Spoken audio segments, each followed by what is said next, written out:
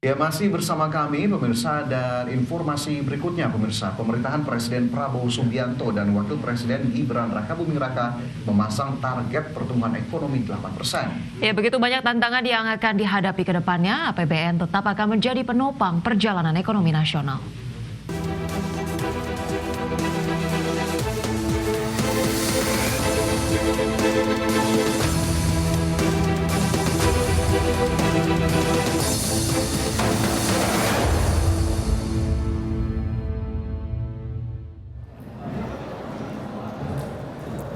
Kepemimpinan negara telah berganti.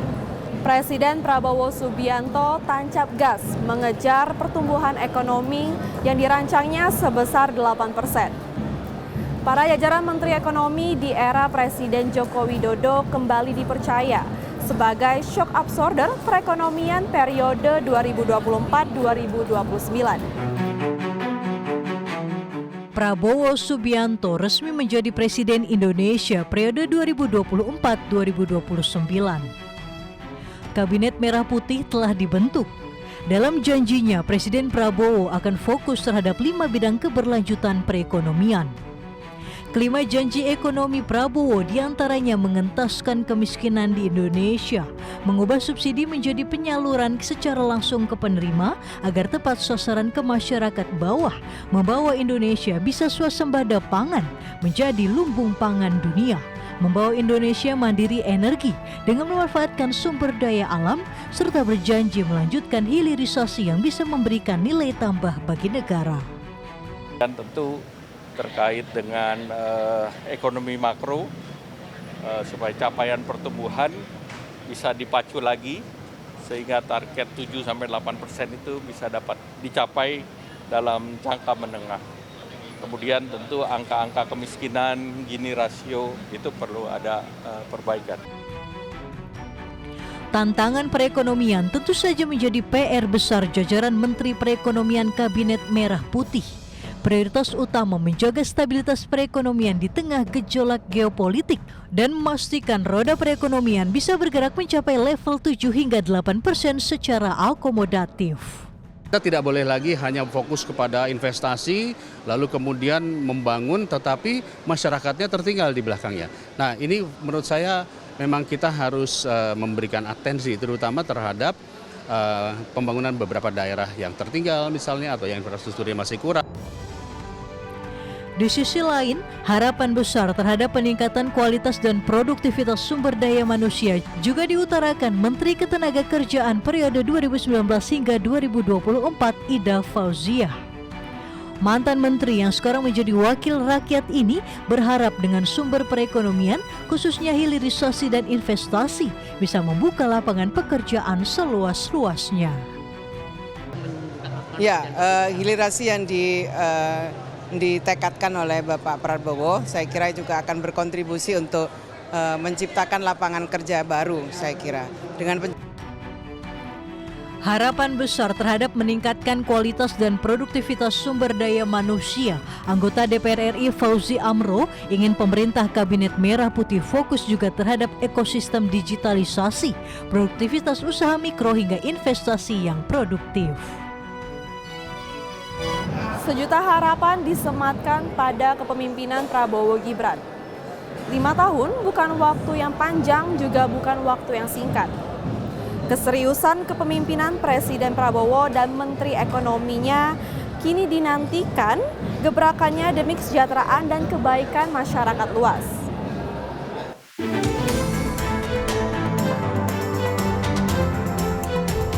Ya, yang paling pokok selamatkan APBN dari kebocoran.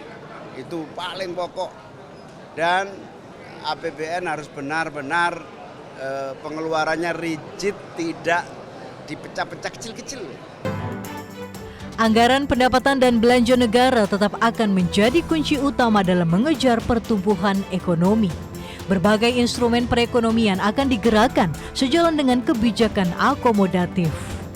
Kembalinya sejumlah menteri ekonomi yang akan dipimpin Menteri Koordinator Perekonomian Airlangga Hartarto tetap akan menjadikan APBN sebagai shock absorber, meningkatkan pertumbuhan ekonomi.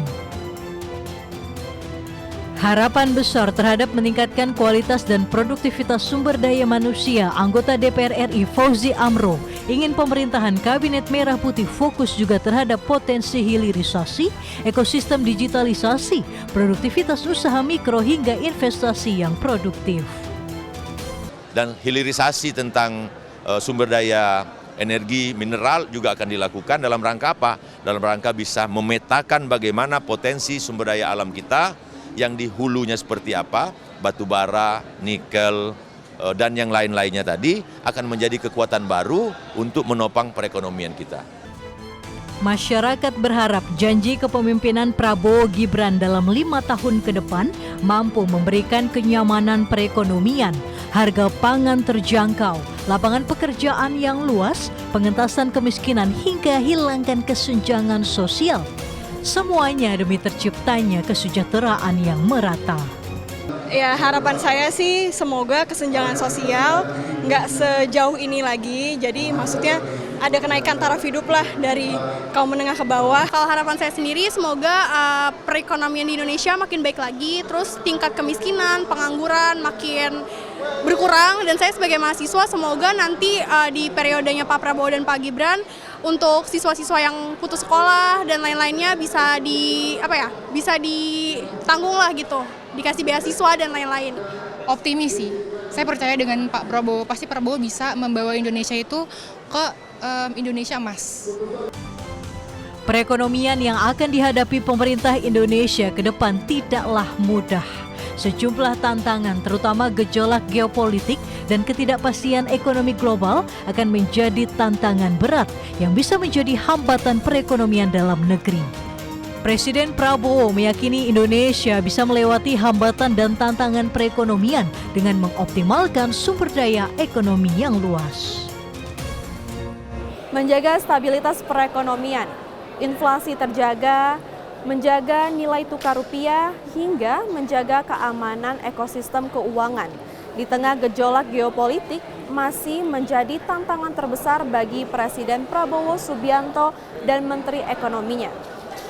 Semoga saja dengan spirit Indonesia Maju plus roda perekonomian berjalan dengan akomodatif bisa meningkatkan daya beli masyarakat.